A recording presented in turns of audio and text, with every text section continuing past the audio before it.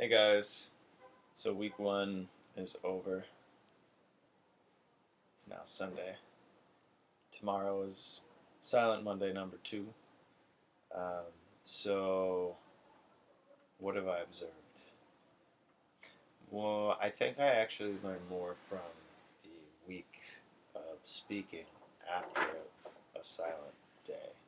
Um, just this mouth creates a lot of bad speech, and by proxy, on the internet, our speech is our fingers that are typing, and it's even easier to do that.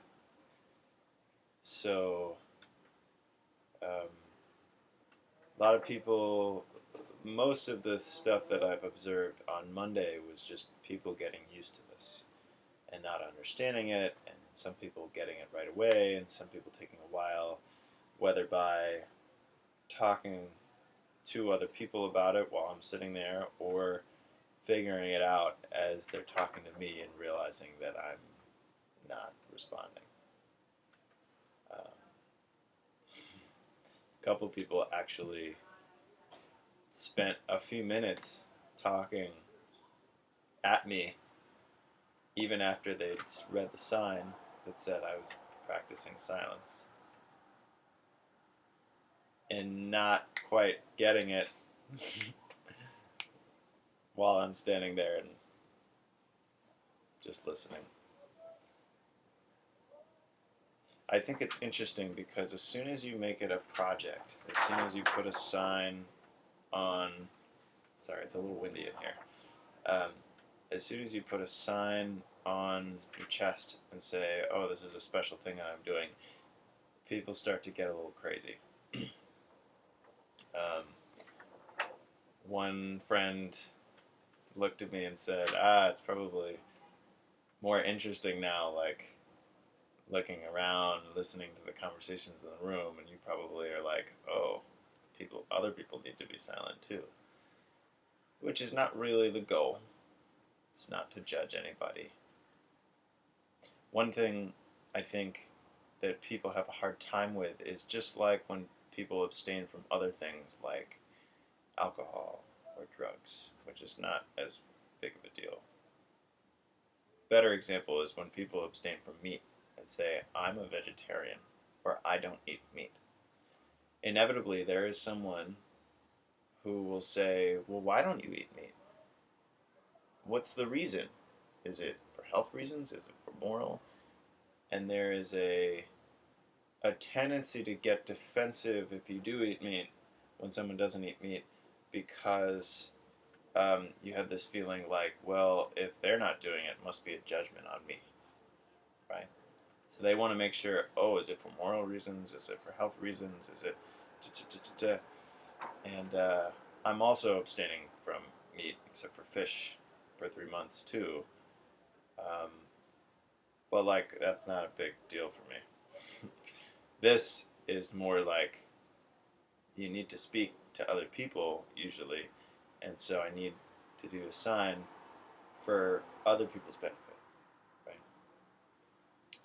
So I thought that I would close with a little piece from the a piece of writing called "The Temple Rules" from this school of Zen that I participate in, written by a guy like in 1200 AD in China or Korea, and adapted by this guy more contemporary, whose name is Zen Master Sun San.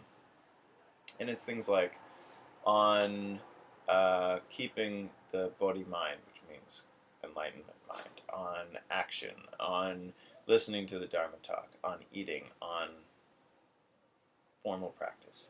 And so thought I would read the piece on speech because it is directly related to this, and other people who watch this video might benefit from it too. A friend of mine, who is also my dear teacher, Zen Master Bon Hang, Mark Houghton, once said before reading this, we all read this around at a retreat, he said, if you attain these rules you attain the spirit of Zen.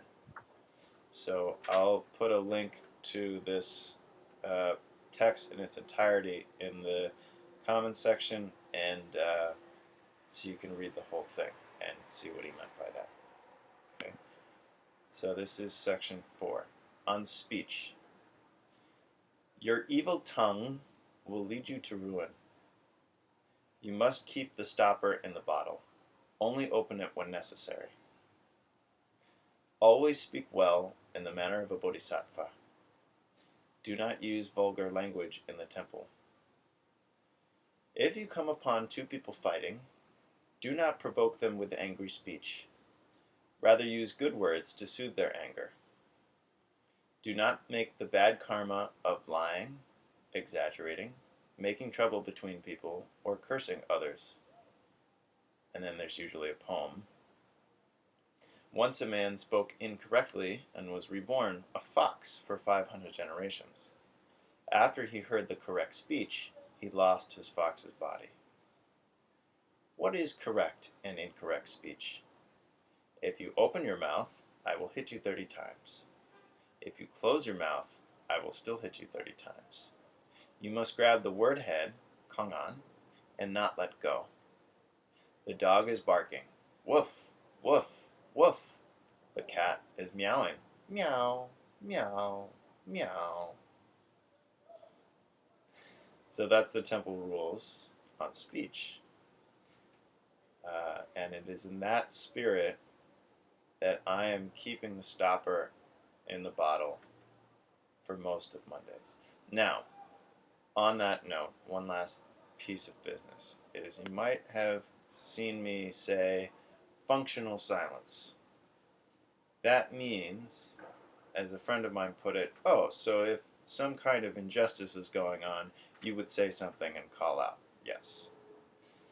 If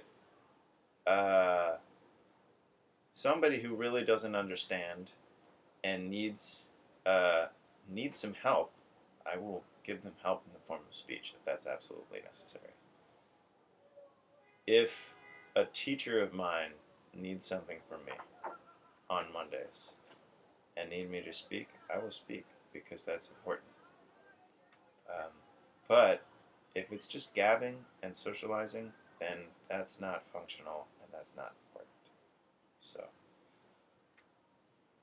all of you, I will speak to you again on Tuesday, and I hope you have a nice Monday. I hope I do too.